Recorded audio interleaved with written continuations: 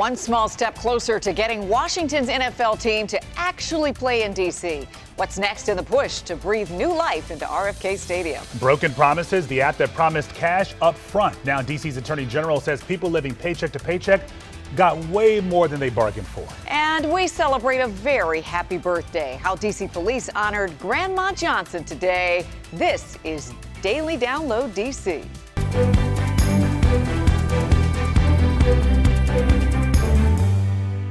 Thanks for streaming with us on WUSA 9 Plus. I'm Leslie Foster. And I'm Lorenzo Hall. This is your Daily Download DC. If you're in the district, this show is for you. And we start with big news for Washington Commanders fans hoping for the team's return to DC. A much debated bill to give the district long-term control of the RFK site cleared a major hurdle today. But a new Commander Stadium in D.C. is far from a done deal. Our chief investigative reporter Eric Flack was at today's hearing. He has the latest from Capitol Hill.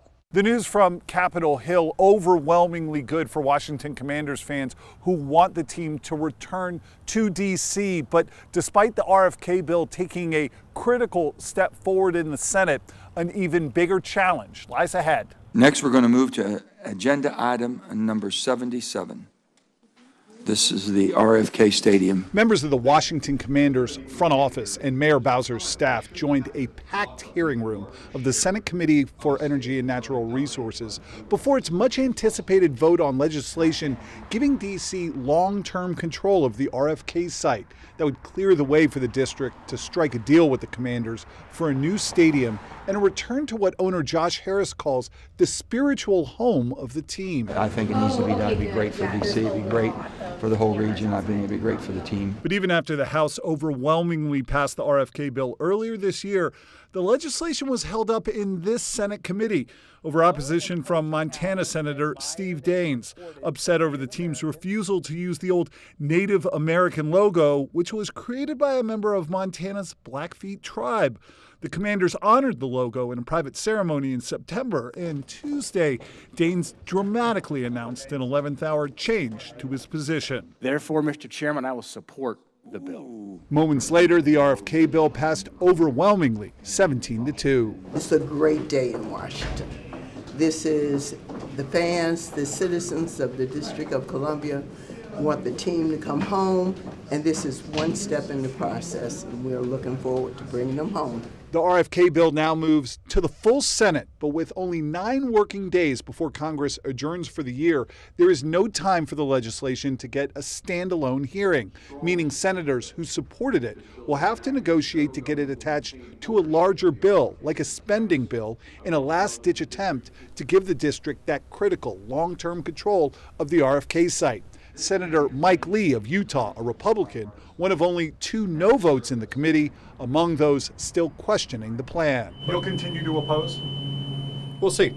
In addition to Senator Lee, both Maryland senators have signaled their opposition to the RFK bill over concerns about what would happen to the old stadium site in Prince George's County if the Commanders leave. One person close to the situation told me today it was a really big step, but the biggest challenge still lies ahead.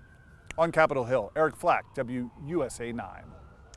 In a statement to WUSA 9, a Commander spokesperson told us today's result is an exciting and significant step forward for the city of Washington, D.C., as it looks to gain long-term control of the RFK site.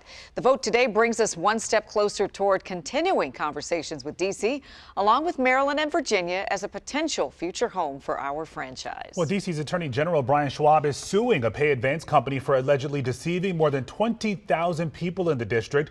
The Attorney General says the app Earnin is illegally marketing and providing high-interest loans to customers. They're like payday loans. Schwab says the company is falsely claiming that its cash-out option is not a loan that can be accessed instantly with no mandatory fees and no interest. The Attorney General says in reality, it is a loan, and there are multiple fees attached.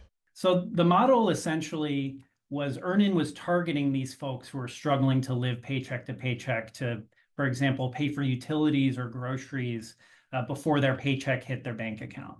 So Earnin offered something that was very appealing, which was instant access to that cash, to people's earned wages before their paycheck hits their bank account, without having to take out a loan or pay any interest or pay any mandatory fees. And in fact, mandatory fees that quickly racked up because the model set certain limits on how much could be taken out in a day and in a pay period that required those fees to be paid over and over again to get instant access to cash.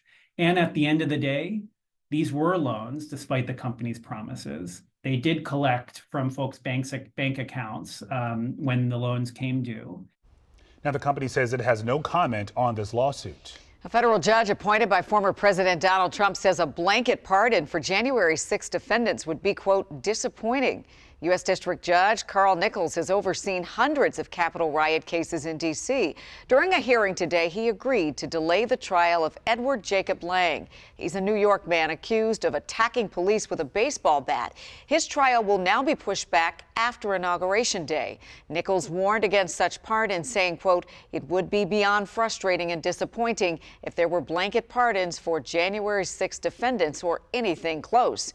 Lang has been detained nearly 4 years and faces more than a dozen charges, including 8 counts of assaulting police. We're following a developing news story in the district. The head of a prestigious D.C. preschool is facing some serious charges. Investigators say he tried to have inappropriate contact with young children. This is James Carroll. He's in charge of the National Child Research Center in Northwest. The FBI arrested Carroll this morning after a 2-week investigation. Investigators say he exchanged sexually explicit messages about young boys with an undercover agent. Carroll is accused of sending some of those messages while he was at work. He's charged with attempted coercion and enticement of a minor. We reached out to the National Child Research Center to see if Carroll still works there. We're still waiting to hear back. Well, D.C. police need your help finding the people involved in a carjacking in Northwest. Take a good look at these surveillance videos or photos police provide.